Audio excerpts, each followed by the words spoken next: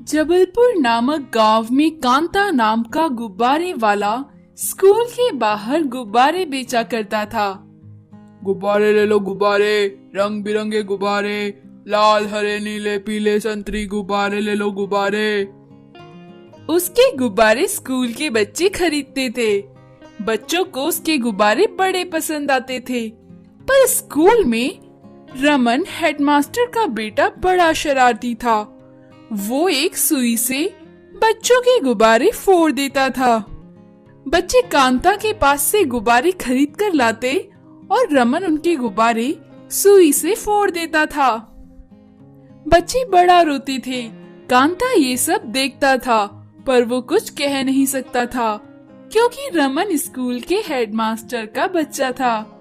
रमन की इस हरकत से बच्चे उससे बड़ा परेशान रहते थे। कोई भी उसे पसंद नहीं करता था। वो बच्चों को पूरा दिन चिढ़ाता रहता था। एक दिन कांता बीमार पड़ गया। वो गुब्बारे बेचने स्कूल नहीं जा सका। उसकी जगह उसका बेटा विनोद गुब्बारे बेचने गया। विनोद बच्चों को गुब्बारे बेचता। गुब्बारा लेकर बच्चे जैसे ही कक्षा के अंदर जाते, रमन अपने हाथों से गुब्बारे को दबाकर फोड़ देता। फिर बच्चे बड़ा रोते। ये सब देखकर विनोद बड़ा दुखी होता। एक दिन रमन ने देखा विनोद गुब्बारे बेच रहा है, तो उसने सोचा, अरे ये तो मेरे जैसा छोटा है, मैं इसको परेशान करता हूँ, बड़ा मजा आएगा। रमन ने अपनी उंगलियों के बीच एक सुई छुपाई और विनोद के पास गया और बोला, ये हरा गुब्बारा देना। विनोद ने उसे गुब्बारा दिया। रमन ने गुब्बारा लेते ही हाथ में दबा दिया। गुब्बारा फूट गया। रमन बोला, अरे ये क्या, हाथ में लेते ही फूट गया, वो लाल वाला दो ना। विनोद ने लाल वाला गुब्बारा दिया। वो भी रमन ने फोड़ दिया। रमन बोला, अरे ये कैसे गुब्बारे हैं, हाथ में लेकर ही फूट जाते हैं, मैं तुम्हें पैसे नहीं दूंगा, लाओ वो नीला वाला दो। फिर रमन ने वो भी फोड़ दिया। पीला वाला दो। ऐसा कह कहकर उसने विनोद के सारे गुब्बारे फोड़ दिए। पर उसे समझ नहीं आ रहा था कि वो क्या करे। वो घर पहुंचा। विनोद की माँ बोली, बेटा कुछ पैसे कमाए क्या, घर में खाने को कुछ नहीं है। विनोद बोला, माँ मैं क्या करूँ, मैं बहुत परेशान हूँ। स्कूल में हेडमास्टर का वो बेटा मेरे सारे गुब्बारे फोड़ देता है और पैसे भी नहीं देता है, मैं परेशान हो गया हूँ। विनोद की माँ बोली, उसको गुब्बारे ना देना, अब तू डांट लगा देना। अगले दिन रमन फिर विनोद के पास आया। विनोद उसे बोला, भाग यहाँ से, सारे गुब्बारे फोड़ देता है, तुझे गुब्बारे देने का क्या फायदा, मैं तुझे गुब्बारा नहीं दूंगा। रमन रोता हुआ अपने पापा के पास जाता है।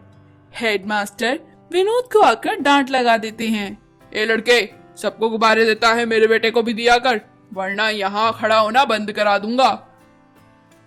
विनोद कुछ बोलना चाहता था, पर हेडमास्टर ने उसे बोलने का मौका नहीं दिया। अब विनोद को रमन को गुब्बारे देने ही पड़ते और रमन उन्हें तुरंत फोड़ देता। ऐसा रोज ही चलने लगा। एक दिन विनोद उदास बैठा था, तभी अक्की गैस वाला वहाँ आया और बोला, अरे बेटा, तू कांता का बच्चा है ना, गुब्बारे बेचने आया है, उदास क्यों बैठा है यहाँ पे। विनोद उसे सारी बात बताता है। अक्की बोला, हाँ, उस रमन से तो मेरा बच्चा भी बड़ा परेशान रहता है, मेरे पास एक उपाय है, उसको सबक सिखाते हैं। अगले दिन अक्की एक बड़ी सी गुब्बारे को हीलियम गैस से भर देता है और स्कूटर में ले जाकर स्कूल के पास ले जाता है। रमन उस गुब्बारे को देखता है और कहता है, अरे वाह, कितना बड़ा गुब्बारा है, इससे तो मैं खेलूंगा, इसे फोड़ूंगा नहीं, पूरा दिन इससे खेलूंगा। रमन अक्की और विनोद से बोलता है, मुझे ये गुब्बारा खरीदना है। विनोद बोला, क्या करोगे तुम इस गुब्बारे का, वैसे भी तुम्हें फोड़ना ही होता है। रमन बोला, नहीं नहीं, मैं इसे फोड़ूंगा नहीं। अक्की बोला, 500 रुपए निकाल, तभी मिलेगा ये गुब्बारा, 500 रुपए का है ये। रमन ने 500 रुपए निकाले और अक्की को दे दिए। अक्की ने गुब्बारा लेकर उसे दे दिया। गुब्बारा पकड़ते ही गुब्बारा हवा में उड़ा और साथ में रमन भी गुब्बारे के साथ उड़ने लगा। सारे बच्चे उसे देखने लगे। रमन चिल्लाने लगा, बचाओ बचाओ, मुझे डर लग रहा है, मैं गिर जाऊंगा, बचाओ मुझे, बचाओ। सारे बच्चे रमन को चिल्लाता देख खुश होने लगे। विनोद बोला, पहले वादा करो अब किसी बच्चे का गुब्बारा नहीं फोड़ोगे और ना किसी को परेशान करोगे। रमन बोला, मुझसे गलती हो गई, मुझे माफ कर दो, मैं किसी को परेशान नहीं करूंगा, बस मुझे यहाँ से उतार दो, मुझे बहुत डर लग रहा है। अक्की ने गुलेल से एक पत्थर से उस गुब्बारे में छेद कर दिया।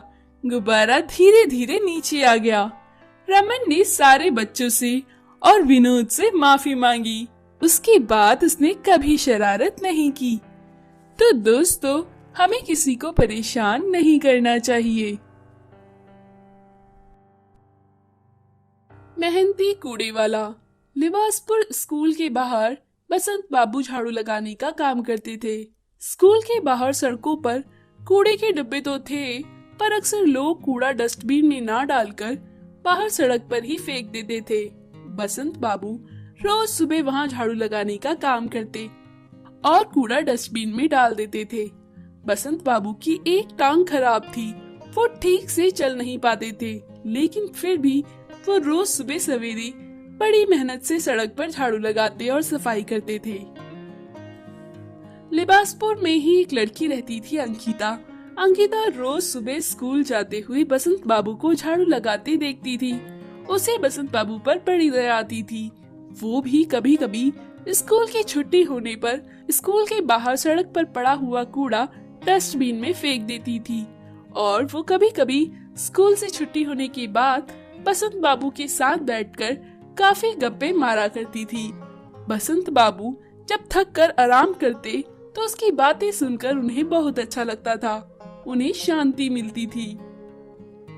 एक बार जब बसंत बाबू और अंकिता आराम कर रहे थे तो एक लड़की मीरा उस रोड पर आई और अपने बैग से कुछ रैपर, बिस्किट और चॉकलेट के निकाले और उन्हें सड़क पर फेंक दिया। बसंत बाबू ये देखकर कुछ ना बोले, पर पास में बैठी अंकिता से चुप ना रहा गया।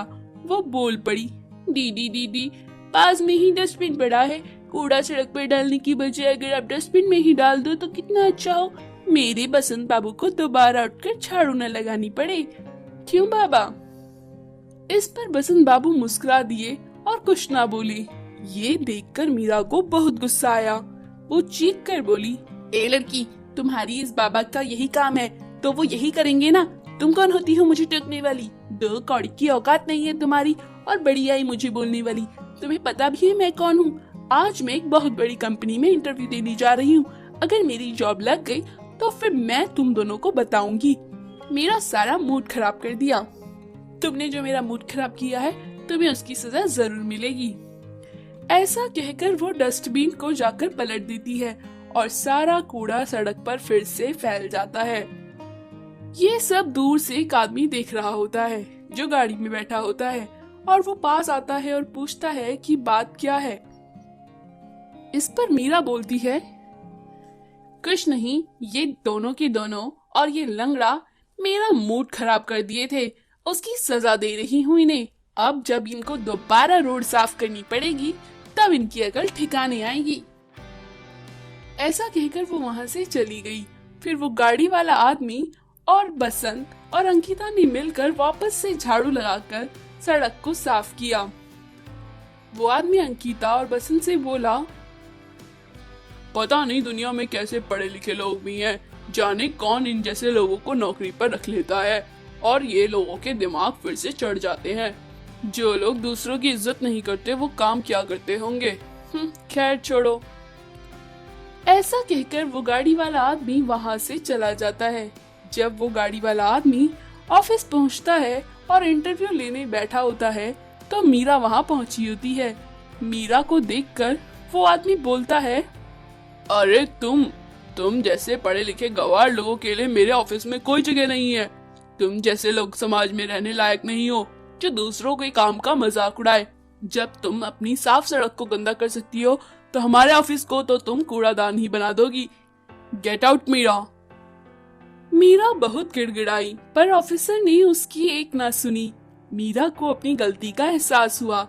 उसने बसंत और अंकिता से जाकर माफी मांगी। तो दोस्तों, हमें किसी का भी मजाक नहीं उड़ाना चाहिए और अपने आसपास सफाई रखनी चाहिए।